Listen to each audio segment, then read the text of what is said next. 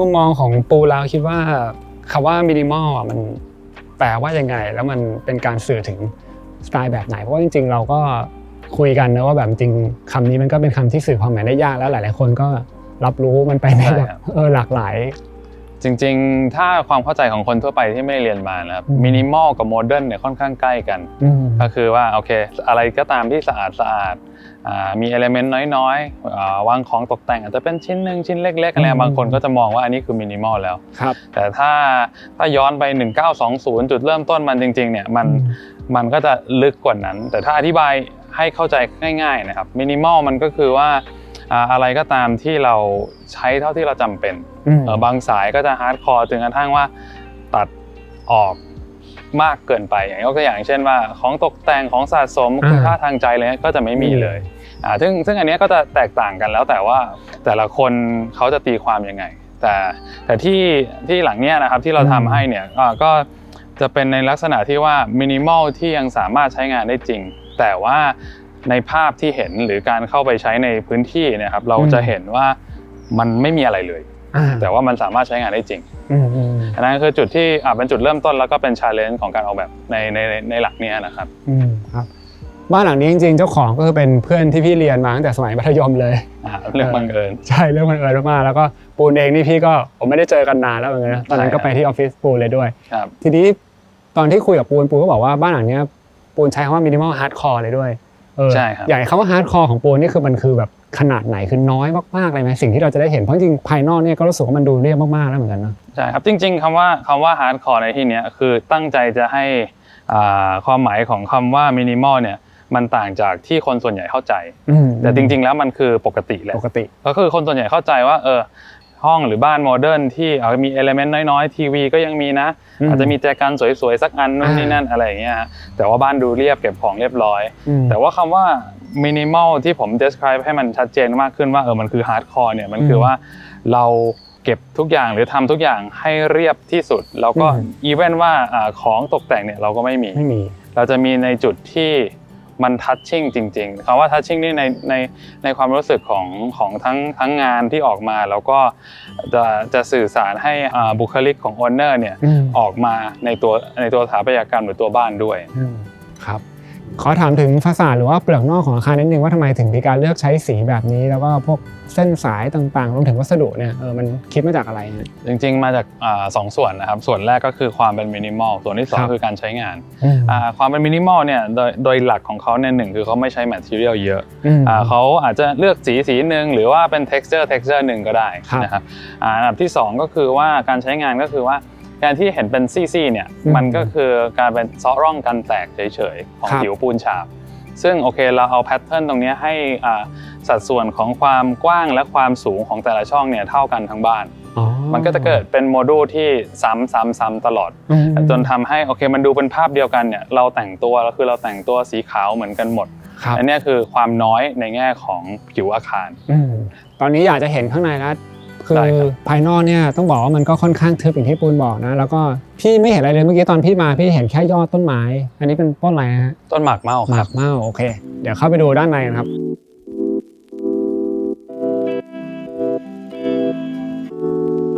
ใครที่มองหาโถสุขภัณฑ์ที่ดูเรียบคลีนแล้วก็เข้ากับบ้านในสไตล์โมเดิร์นหรือว่ามินิมอลนะครับวันนี้ผมอยากจะมาแนะนำโถสุขภัณฑ์ Studio S นะครับซึ่งถือว่าเป็นรุ่นแรกของทางอเมริกันสแตนดาร์ดเลยที่เป็นดีไซน์แบบ tankless หรือว่าไม่มีถังพักน้ำด้านบนนะครับทำให้ฟอร์มโดยรวมเนี่ยดูเรียบมินิมอลแล้วก็ทำให้สเปซภายในห้องน้ำเนี่ยมันดูโล่งมากยิ่งขึ้นด้วยนะครับชื่อ Studio S เนี่ยนะครับมาจากความต้องการที่จะสื่อไปถึงสถานที่ผลิตหรือว่าแสดงงานศิลปะนะครับแล้วก็แนวความคิดในการออกแบบเนี่ยเขาอยากจะลดความเป็นฟังชั่นอลลงแล้วก็เพิ่มในส่วนของความเป็นอาร์ตพีซหรือว่าชิ้นงานศิลปะมากยิ่งขึ้นนะครับฟอร์มโดยรวมเนี่ยเวลาเราดูจะรู้สึกว่าเหมือนเป็นงานสเกลเจอร์นะที่เวลาตั้งอยู่เฉยๆเนี่ยเราก็สามารถจะเสพความงามของเขาได้เลยตัวดีไซน์เป็นแบบ one piece นะครับหรือว่าชิ้นเดียวจบในตัวเลยไม่ค่อยมีส่วนเว้าหรือว่าซอกโค้งที่จะเก็บฝุ่นเท่าไหร่นะครับแล้วจุดที่ผมว่าพิเศษเลยก็คือ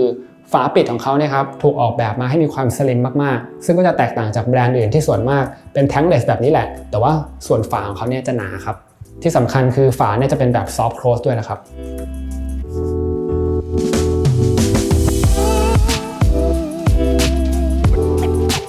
ในเรื่องของ ergonomic เนี่ยนะครับโถสุขภัณฑ์ทั่วไปความสูงจากพื้นถึงแผ่นรองนั่งจะอยู่ประมาณ 38-40 เซนนะครับแต่รุ่น Studio S เนี่ยจะอยู่ที่ 42.5 เซนติเมตรครับซึ่งสูงกว่าทั่วไปนิดนึงนะครับทำให้ลุกนั่งได้สบายขึ้นโดยเฉพาะผู้สูงอายุในส่วนของปุ่มกดก็มีขนาดใหญ่แล้วก็เอื้อมไปกดได้ง่ายนะครับดีไซน์ของปุ่มก็ดูเนียนกลมกลืนไปเลยนะครับไม่ได้เป็นปุ่มยื่นออกมาหรือมีการเปลี่ยนวัสดุให้ดูแตกต่างก็ทำให้ภาพรวมเนี่ยดูขาวคลีนไปหมดครับรุ่นนี้เขาจะมีนวัตกรรม Power Flow นะครับที่นำเอาแรงดันอากาศเข้ามาช่วยเพิ่มประสิทธิภาพในการ flush ทำความสะอาดแถมยังมีจุดปล่อยน้ำเพิ่มเพื่อช่วยดันสิ่งสกปรกลงไปและดีไซน์บริเวณขอบโถก็จะเป็นร่องโค้งที่เรียกว่า Power Rim นะครับเวลาที่น้ำพุ่งออกมาเนี่ยก็จะยิ่งเร็วแล้วก็แรงไหลไปตามเคอร์ฟโค้งเป็นเกลียวลงไปคลีนได้หมดจดเลยนะครับซึ่งถ้าเราไปเทียบกับโถแบบเดิมๆนะมันจะเป็นลักษณะของรูหลายๆรูแล้วก็น้ำไหลออกมาแบบตรงๆนะครับซึ่งถ้าเกิดว่าน้ำไม่สะอาดเนี่ยมันก็จะเกิดการอุดตันตามรูได้แล้วก็จะเกิดเป็นคราบเหลืองๆไหลออกมาเป็นทางยาวๆแบบที่เราเห็นทั่วไปนั่นแหละครับรุ่นนี้เนี่ยนะครับถือว่า flush แรงทีเดียวอยู่แล้วก็ไม่เหลือร่องรอยเลยนะครับที่สำคัญคือใช้น้ำเพียงแค่ 4.8 ลิตรเท่านั้นแหละครับในส่วนของการติดตั้งก็ไม่ต้องใช้ไฟฟ้าหรือว่าแบตเตอรี่เลยนะครับสามารถจะติดตั้งได้ง่ายๆเลยโถสุขภัณฑ์ Studio S เนี่ยนะครับถือเป็นการเปลี่ยนรูปแบบห้องน้ำเดิมๆไปเลยทาง American Standard เองเขาก็เลยมีการจัดการประกวดออกแบบห้องน้ำขึ้นครับถ้าเกิดว่าใครสนใจก็สามารถจะคลิกไปตามลิงก์ที่ผมขึ้นไว้ให้ด้านล่างนี้ได้เลยครับ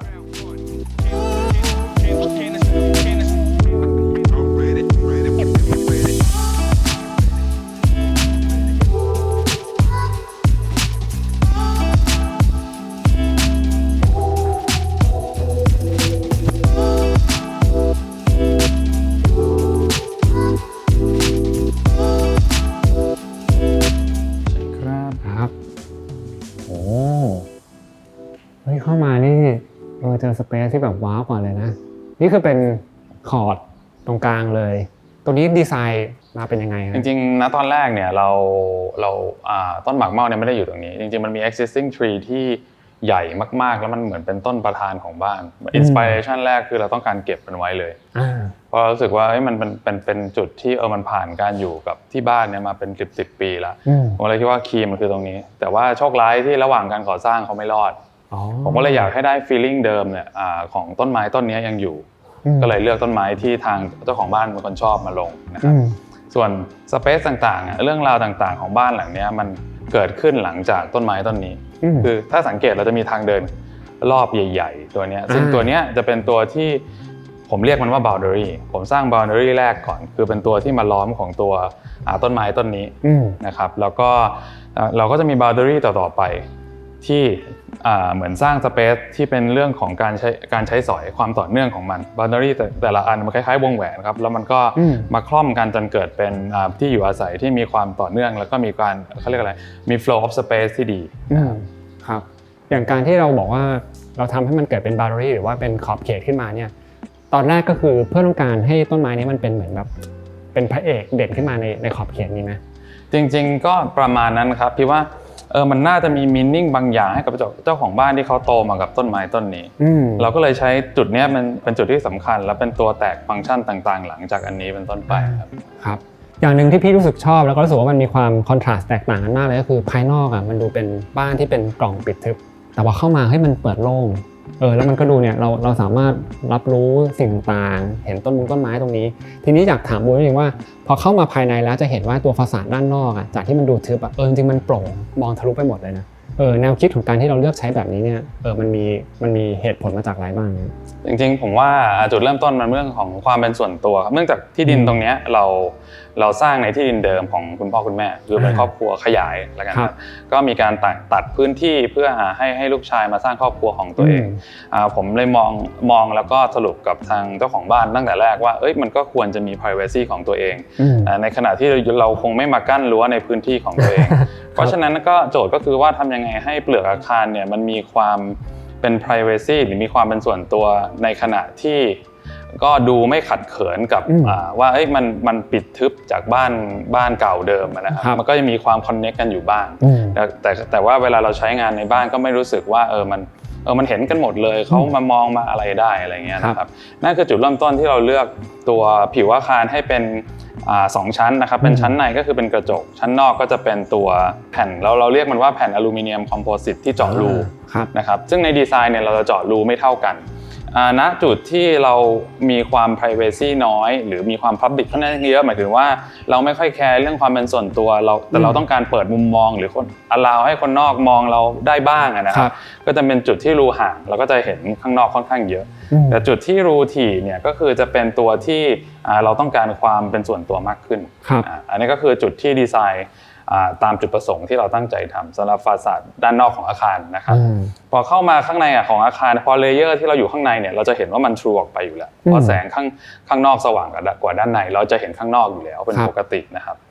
เมื่อเราอยู่ข้างในเนี่ยหรือสเปซตรงนี้จริงๆแล้วเนี่ยมันมีภาษาของตัวอาคารอยู่หลายแบบตั้งแต่ฝ้านะครับที่เป็นสกายไลท์แล้วก็มีไลติ้งที่ห้อยลงมานะครับซึ่งส่วนนี้เราเป็นส่วนที่ตั้งใจดีไซน์ไว้เหมือนเป็นเวลคัมไลท์หรือว่าเป็นแสงธรรมชาติที่ไว้ต้อนรับนะตอนที่เราเปิดประตูเข้ามาซึ่งจริงๆตั้งใจดีไซน์ไว้2ซีนนะครับซีนแรกก็คือซีนแสงธรรมชาตินะตอนกลางวันเราก็จะเห็นว่าข้างบนก็จะมีกระจกติดกระจกฝ้านะครับแล้วก็จะมีแสงธรรมชาติลงมาส่วนเวลากลางคืนเราใช้แพทเทิร์นของเส้นสายความเป็นมินิมอลของฟาซาดอาคารนะครับคือเป็นเส้นตั้งอย่างเดียวเนี่ยเราก๊อปปี้มันออกมาแล้วก็สร้างจุดตัดแล้วก็เอาจุดตัดตรงนั้นเนี่ยมาหยอดเป็นไฟอันนี้ก็เป็นไลติ้งกลางคืนมันก็เป็นเวลคัมไลท์ตอนกลางคืนเหมือนกันแต่ว่าอยู่ในคอนเซปต์ที่เราสร้างมันขึ้นมานะครับตัวพื้นที่สังเกตว่าจะมีลายค่อนข้างเยอะค่อนข้างจะเป็นจุดที่ดูแล้วมันดูต่างจากตัวบ้านที่ค่อนข้างน้อยดูจะฉูดฉาดที่มันนิดนึงนะใช่ครับจริงๆอันเนี้ยเป็นความตั้งใจของทีมงานตั้งแต่แรกว่าเราตั้งใจจะ leave space บางอย่างแล้วก็ให้ลูกค้า express ความเป็นตัวตนของเขาให้แสดงความเป็นตัวตนของเขาออกมาว่าเนี่ยเขาชอบอะไรจริงๆจะอยู่ในข้อจำกัดหรือว่าอยู่ในการควบคุมในเชิงดีไซน์ว่ามันยังเป็น mood and tone เดียวกันของโทนแล้วเขาก็แบบเขาไปปิ๊งกระเบื้องตัวนี้มากแล้วก็รู้สึกว่ามันเป็นใช่ตัวตนของเขาผมก็เลยนำส่วนนี้มาปล่อยให้เขาดีไซน์แล้วเขาก็รู้สึกว่ามันเป็นตัวเขาจริงๆแล้วมันก็เป็นส่วนที่เข้ามาทุกวันเขาก็แฮปปี้เพราะนี่คือสิ่งที่เขาแบบไปปิ๊งมาแล้วชอบมานะครับครับจริงๆส่วนของพื้นพี่ก็รู้สึกว่ามันมีความแตกต่างอย่างที่ปูนบอกจริงๆเพราะภายนอกมันดูเรียบนะแต่พอเราเดินผ่านตรงที่จอดรถเข้ามาเนี่ยเริ่มเห็นแล้วว่าลวดลายมันมีความฉูดฉาดซึ่งอันนี้พี่คิดเองก็ไม่รู้ถูกต้องหรือเปล่าว่าเพราะว่าแฟนของเพื่อนพี่ที่เป็นเจ้าของเขาก็ทำพวกแฟชั่นมาก่อนนะใช่ก็อาจจะอยากให้มันมีมุมนี้แต่มันมีแค่พื้นที่ตรงนี้เลยใช่ไหมใช่ครับแล้วก็อาจจะไปอยู่ในพวกหินพวกอะไรพวกนี้ที่มีแพทเทิร์นขึ้นมาครับแล้วก็อีกส่วนหนึ่งตรงนี้ที่ปูเล่าให้เราฟังว่ามันมีการอิงจากส่วนของภายนอกเข้ามาพี่ก็ยังไม่มั่นใจว่ามันเป็นห้องอะไรนะแต่ว่าเราก็เห็นว่ามันมีการเอาเอลิเมนต์เดียวกันกับฟาซาดที่เป็นเจาะรูมาใช้ซ้ำตรงนี้จริงๆมันคือห้องนอนครับคือห้องนอนจริงๆส่วนนี้มันเป็นส่วนที่ด้วย planning มันจำเป็นต้องมีห้องนอนเล็กอยู่นะครับแต่ว่าด้วยโลเคชันของมันเนี่ยมันค่อนข้าง public หมายถึงว่ามันค่อนข้างมีความเป็นสาธารณะหน่อยๆคือเข้ามามันเป็นไม่ใช่พื้นที่ในบ้านก็เราก็เลยว่ามีฟาซาดสักชั้นหนึ่งในการที่จะ protect ความเป็นส่วนตัวนะครับซึ่งมันก็เปิดได้คือวันไหนที่เราอยู่กันเองในบ้านแล้วก็อยากให้ลมมันโฟล์เราก็เปิดมันได้อย่างเงี้ยครับแต่ก็รู้สึกว่ามันเห็นการเชื่อมโยงกันนะระหว่างภายในภายนอกคือจากข้างนอกเข้ามาสู่ด้านในเลยใช่ครับใช่โอเคแล้วก็มันก็มีเรื่องของสีขาวสีดำที่มันตัดกันเป็นจังหวะในหลายๆส่วนเวลาเรามองไปก็ทำให้พื้นที่ขนาดนี้แค่เป็นส่วนด้านหน้าก็รู้สึกว่าดูน่าสนใจแล้วก็มีการเปลี่ยนอารมณ์ที่ดีมากๆเลยโอเคเดี๋ยวให้ปูนพาเข้าไปดูด้านในต่อได้ครับใช่ครับ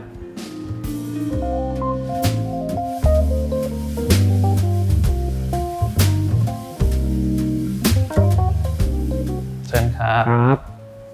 โอ้โหนี่ไม่รู้ว่าข้างในก็มีสระว่ายน้ำซ่อนอยู่แบบนี้ด้วยแล้วพอเข้ามามันก็เป็นอีกจุดหนึ่งที่มันก็เป็นการเปิดออกเห็นภายนอกนะคือเชื่อมโยงภายในกับภายนอกได้ดีเลยฮะแล้วก็อันนี้เป็นส่วนของพื้นที่นั่งเล่นทำเป็นแบบซังเค้นลงไปครับเราลงไปคุยกันด้านล่างนะฮะแล้วเดี๋ยวให้ปูเล่าให้ฟังหน่อยว่าพื้นที่ตรงนี้มันมีการดีไซน์คิดมาเป็นยังไงบ้างฮะครับอันนี้เราก็เข้ามาอยู่ในส่วนที่เป็นผมเรียกมันว่าส่วนนั่งเล่นนะครับซึ่งอันนี้เป็น boundary ผมเรียกมันว่าเป็น boundary ที่2อันแรกก็คือตรงทางเข้าที่มีต้นไม้เมื่อกี้นะครับอันนี้เนี่ยก็จะเป็นในแง่ของคอนเซปต์ดีไซน์เนี่ยคือเราตั้งใจสร้างพื้นที่ที่ถูกปิดล้อม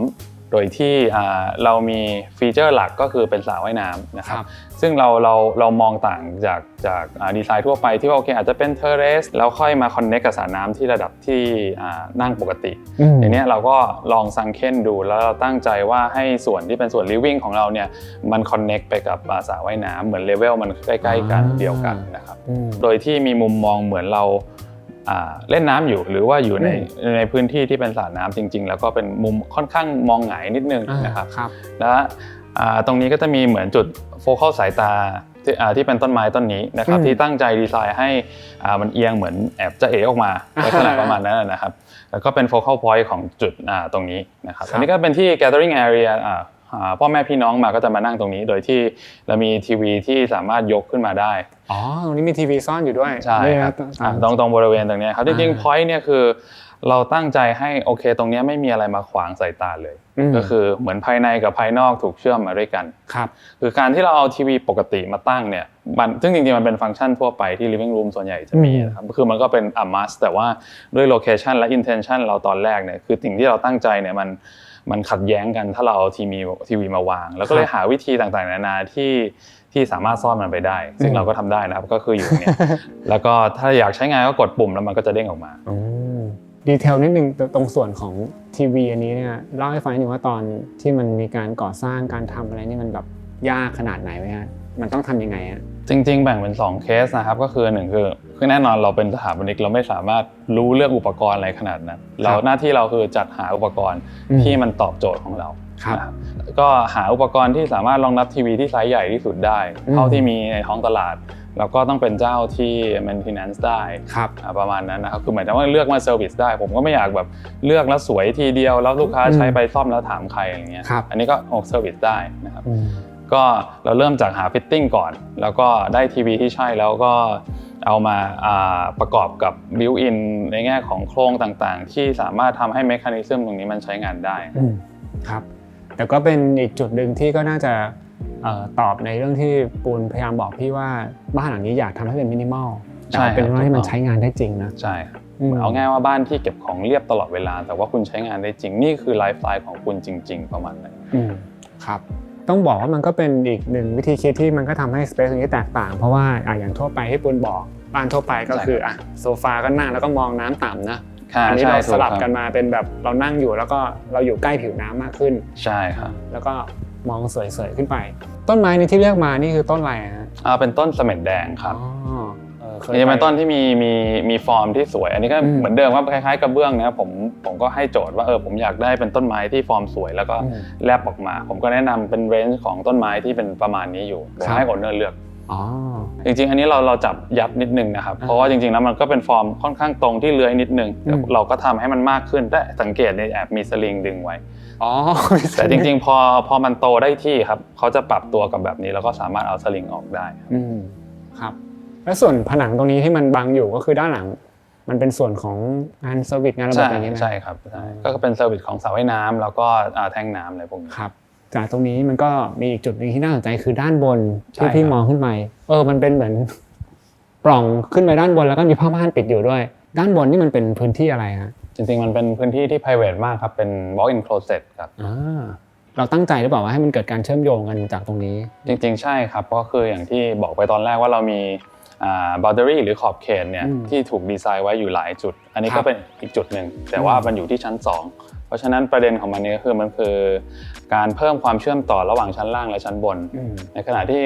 บ้านเขาก็เป็นบ้านที่ไม่ได้รับแขกอะไรมากนะครับการที่ walk-in closet ที่เป็นส่วนที่ private ค่อนข้างมากเนี่ยมันเชื่อมกับโซนที่เป็น living room ที่ค่อนข้าง public หรือสาธารณะมากๆเนี่ยมันก็ไม่ได้เป็นปัจจัยหรือเป็นประเด็นอะไรมากนะสำหรับบ้านส่วนตัวนะครับเพียงแต่ว่าการที่เราอยู่ใน walk-in closet ปกติมันจะปิดทึบมันก็จะมีความเชื่อมต่อมันเห็นกิจกรรมอยู่ข้างล่างได้อะไรอย่างเงี้ยนะครับแสดงว่ามันก็มีการเชื่อมโยงไปสู่ห้องนอนด้านบนทั้งอย่างเมื่อกี้ด้านหน้าตรงเวลคัมต้อนรับใช่ไหมที่เราเห็นอันนี้ก็คือเหมือนกันใช่แต่ว่าตรงนั้นเป็นห้องนอนเล็กอันนี้เป็นห้องมาสเตอร์โอเคครับแล้วก็จริงๆมันยิ่งทำให้ความสูงเนี่ยความรู้สึกทางแนวตั้งมันสูงขึ้นไปนะดูโปร่งขึ้นมากๆเลยโดยทั่วไปก็จะ double space ถูกไหมแต่เนื่องว่าเรานั่งต่ำมันก็จะยิ่งสูงไปกว่านั้นครับ แล้วก็สามารถมี natural light ได้จริงๆแสงในบ้านหลังนี้ก็เพียงพออยู่แล้วเพียงแต่ว่าในแง่ของมิติของข้างบนเราไม่อยากให้มันดูเป็นก้อนมืดๆมันก็เลยมี lighting ข้างบนด้วยในเวลากลางวันครับที่เราทำอย่างนี้เพราะว่ามันเป็นผ้าใบโปร่งแสงมันผ้าใบแรงดึงโปร่งแสงคล้ายๆอะคริลิกแหละเพียงแต่ว่ามันสามารถทำได้กว้างกว่าและเรียบนะครับคือหลักการก็คือว่าเรามีช่องแสงที่ธรรมชาติก็คือเป็นหลังคากระจกข้างบนแสงเข้ามาใช่ไหมครับคือถ้าทั่วไปเนี่ยถ้าเป็นกระจกทั่วไปเนี่ยมันก็จะมีฝุ่นกองผมจะมี1ชั้นก่อนเป็นอะคริลิกกันฝุ่นแล้วค่อยเป็นชั้นที่สวยงามตรงนี้เพราะฉะนั้นตรงเนี้ยยังไงก็แล้วแต่ก็จะไม่มีฝุ่นให้เห็นแต่ว่าแสงยังได้อยู่เหมือนเดิมก็ช่วยเรื่องของการ maintenance ใช่ที่ปูนบอกไปนะครับอีกจุดหนึ่งที่พี่ชอบคือเนี่ยระหว่างที่เราคุยกันอยู่มีการคัดหลายทีเพราะมีเครื่องบินแต่ว่ามันก็เป็นการที่ทำให้เราเห็นว่ามุมเนี้ยเวลานั่งอยู่มันเห็นเครื่องบินเหมือน take off ขึ้นแล้วก็เป็นมุมที่สวยดีนะจริงๆมันมีหลายมุมนะครับอย่างมุมทางเข้าที่เราเพิ่งคุยกันมาที่เป็นโพเย่นะครับคือตรงนี้ก็จะเห็นเมื่อกี้ตอนระหว่างถ่ายทำผมยังเห็นเหมือนกันแงนก็จะเห็นเครื่องบินเป็นอยู่ในเฟรมตรงนี้ก็เหมือนกันครับเพราะว่าบ้านนี้ก็ใกล้ดอนเมืองนะ แล้วก็การเล่นระดับเนี่ยตั้งแต่เราเดินลงมาเนี่ยมันก็ทำให้มุมมองที่เราเห็นบ้านในมุมแตกต่างกันไปนะอย่างตรงนี้พี่มองไปทางกระจกบานใหญ่ตรงนี้ก็เห็นมีต้นไม้มีเงาต่างๆซึ่งก็ถือว่าการดีไซน์ระดับที่มันต่างกันทำให้เราแบบ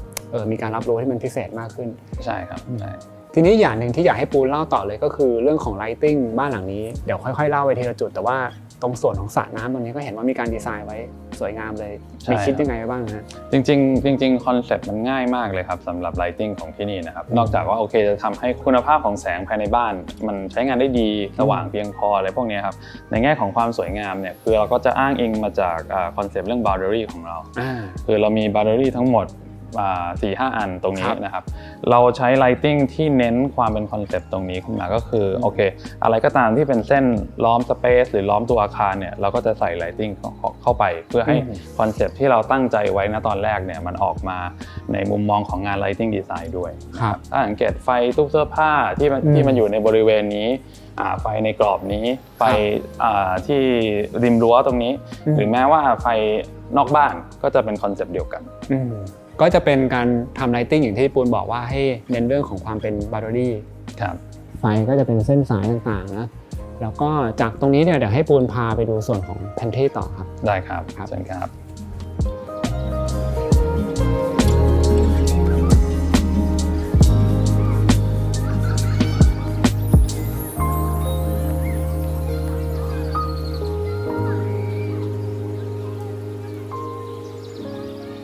นี่ก็เป็นช่องแสงที่ก็สวยมากๆเลยนะปูแล้วก็มุมนี้เป็นมุมแพนทรีนะครับพี่ชอบตรงที่ว่าบ้านหลังนี้มันเห็น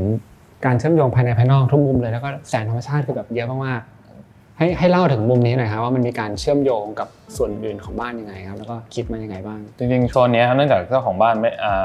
ทำครัวนิดเดียวเราก็เลยคิดว่ามันเป็นแพนทรีแล้วเป็นบาร์น่าจะเหมาะสำหรับโซนที่มันใกล้เคียงใกล้กับโซนลิฟวิ่งรูมที่เราเพิ่งผ่านมานะครับแล้วก็เนื่องจากห้องกินข้าวเนี่ยกระเถิบออกไปแล้วก็เลยคิดว่าตรงนี้ควรจะเป็นการนั่งในอีกมูดหนึ่งก็คือเป็นนั่งแบบบาร์นั่นเองครับสำหรับโซนนี้แต่ว่าความต่อเนื่องเนี่ยก็สามารถเดินไปห้องdining room ได้แบบใกล้ๆนะครับในแง่ของ space แล้วก็กลับมาที่คอนเซ็ปต์ตัวแรกที่เป็นเรื่องของ boundary เนี่ยจริงๆตรงนี้ก็มีอีก boundary หนึ่งนะครับก็คือว่าเราตั้งใจ create เป็นเหมือนคล้ายๆ pocket garden เล็กๆนะครับซึ่งเราก็มีต้นไม้ยืนต้นอยู่ต้นหนึ่งไม่ว่าเราจะใช้พื้นที่ตรง living room หรือตรง pantry ตัวนี้เนี่ยมันก็จะได้รับแสงทั้งสองฝั่งจริงๆประเด็นของการมีช่องแสงอีกฝั่งหนึ่งเนี่ยผมป้องกันแกลครับแกลก็คือแสงที่เข้าตาคือถ้ามันมีแสงแค่ข้างเดียวเนี่ยมันจะเวลาเราเข้ามาในพื้นที่ตรงนั้นเนี่ยมันจะรู้สึกจ้าแต่ถ้ามันมีแสงอีกด้านหนึ่งอย่างเช่นด้านหลังหรือด้านข้างเนี่ยมันจะช่วยบาลานซ์ทำให้เวลาเราอยู่เนี่ยมันเกิดสภาวะสบายสำหรับทางสายตาด้วยนะครับในขณะเดียวกันมันก็จะเป็นอย่างที่บอกคือเป็นขอบเขตหนึ่งที่เป็นของข้างบนก็คือเป็นของห้องมาสเตอร์ที่เชื่อมกับห้องมาสเตอร์บาธรูมตรงนั้นนะครับตรงนี้ที่เราเห็นอยู่ใช่ครับมันก็เลยสเปซก็สามารถเชื่อมจากข้างล่างขึ้นข้างบนในบริเวณนี้ได้เหมือนกันครับนี่เราผ่านมา3จุดแล้วแต่ทุกจุดมันยังคงมีทั้งเรื่องของแสงเรื่องของวิวภายในภายนอกแล้วก็การเชื่อมโยงบนล่างหมดเลยนะใช่ครับถูกคิดมาแบบว่าให้ครบถ้วนมากๆเลย ทีนี้อีกจุดหนึ่งที่มีการคุยกับปูนก่อนหน้านี้ว่ามันจะมีเส้นของตัวเคาน์เตอร์บาร์ตรงนี้เนี่ยที่มันมีการเชื่อมยาวไปเลยอ่ะอันนี้คือปูนคิดมาเป็นยังไงบ้างนะเราตั้งใจให้น้อยนะครับให้น้อยในที่นี้หมายถึงว่าจำนวนของเอลิเมนต์ต่างๆเนี่ยก็น้อยที่สุดตามที่เราตั้งใจไว้ก็คือว่าเราไม่ต้องการมีเคาน์เตอร์หลายอันแต่ว่าสามารถใช้งานได้อันเดียวได้เราเรียกในทีมออกแบบเราเรียกกันว่าซุปเปอร์บาร์ก็คือเป็นบาร์ที่มีความยาว10 เมตรกว่าตรงเนี้ยมันเชื่อมตั้งแต่ pantry ตรงนี้ที่เราตั้งใจให้มันดู cantilever แบบนี้นะครับหมายถึงว่ามีส่วนยื่นไม่มีขาข้างล่างนะครับแล้วก็ต่อเนื่องกันไปเป็นบาร์ตรงเหนือตู้เก็บของตรงนี้แล้วเชื่อมไปจนกลายเป็นท็อปของซิงค์ล้างหน้าของห้องน้ำนะครับคือตรงเนี้ยถ้าเราเห็นช่องนี้ไปคือห้องน้ำแล้วเห็นห้องน้ำเลย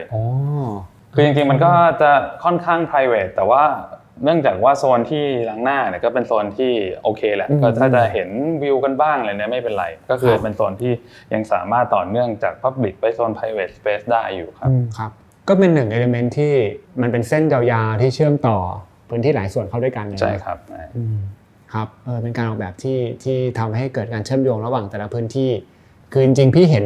หลายๆส่วนแล้วนะที่ element เราบอกว่าจากข้างนอกดึงเข้ามาข้างในเงี้ยแล้วข้างในเองก็เชื่อมโยงในแต่ละโซนด้วยกันอีกเวลาบ้านที่ดีไซน์เรียบมากๆเนี่ยสิ่งหนึ่งก็คือปูนต้องมีการดีไซน์พวกพื้นที่เก็บของให้เขาอยู่แล้วนะซึ่งบ้านหลังนี้มันมีวิธีการคิดที่มันแตกต่างจากบ้านหลังอื่นไหมเพราะมันต้องมินิมอลมากๆเลยครับจริงๆหลักๆแล้วเนี่ยเราจะดีไซน์จากภาพสุดท้ายว่าเราต้องการอะไร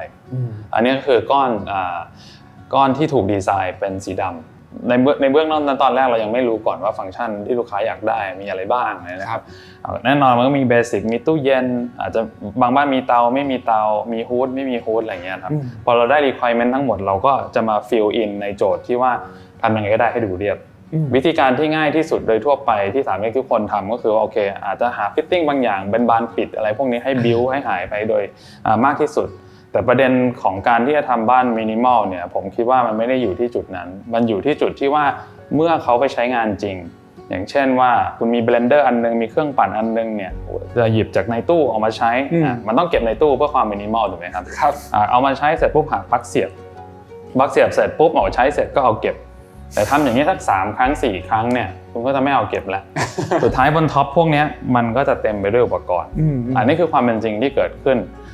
ผมเอาตัวนี้แหละเป็นจุดตั้งต้นในการออกแบบเฮ้ยทำยังไงที่เราสามารถจัดการกับปัญหานี้ได้นะครับวิธีการของผมก็ simple นิดเดียวก็คือว่าเอาทุกอย่างเก็บในตู้โดยที่เสียบปลั๊กยกตัวอย่างอันนี้ให้ดูนะครับเสียบปลั๊กเสร็จตั้งแต่ในตู้เลยเหรอใช่ครับก็คืออันนี้เป็นตู้อุปกรณ์น่าจะเป็นเครื่องนึ่งนะครับก็ถูกเสียบปลั๊กไว้อยู่แล้วแล้วเขาก็ใช้งานตรงนี้ปกติพอใช้เสร็จก็เก็บง่ายๆไม่ต้องยกออกมาเลยใช่ครับแล้วก็ปิดแล้วบ้านก็เรียบร้อยเหมือนเดิมก็คือจะมีการคิดไว้ให้แล้วใช่ครับอย่างอันนี้ก็จะเป็นดีเทลทั่วไปก็คือเปิดมาแล้วก็เก็บแล้วก็ใช้งานได้ปกติอันนี้คือเป็นมีเตาไฟฟ้าที่ปิดไว้แบบนี้เลยใช่ครับฮูดอะไรก็คือข้างในนี้พร้อมแต่นี้แต่ทั่วไปแต่ว่าส่วนมากที่ผมคิดว่าถ้าทำบ้านมินิมอลจริงแล้วเวิร์กเนี่ยคือเราต้องไปถึงพฤติกรรมของเขาซึ่งอันเนี้ยผมว่าตอบโจทย์ในแง่ว่าใช้งานจริงแล้วอย่างเรียบร้อยอยู่แต่ว่าตรงนี้ก็คือเป็นส่วนทำอาหารซึ่งจริงๆเขาก็อาจจะไม่ได้แบบทำเยอะมากเท่าไหร่ใช่ครับก็มีครัวไทยเหมือนกันใช่ครับมีอยู่ข้างนอกครับจากส่วนของ pantry เดี๋ยวให้ปูนพาเข้าไปดูด้านในก็จะเจอกับส่วนกินข้าวรับประทานอาหารนะครับเชิญครับ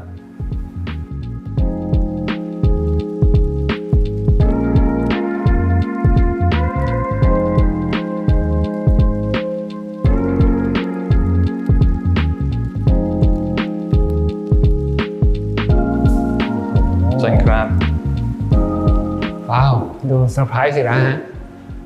นี่ก็คือเรา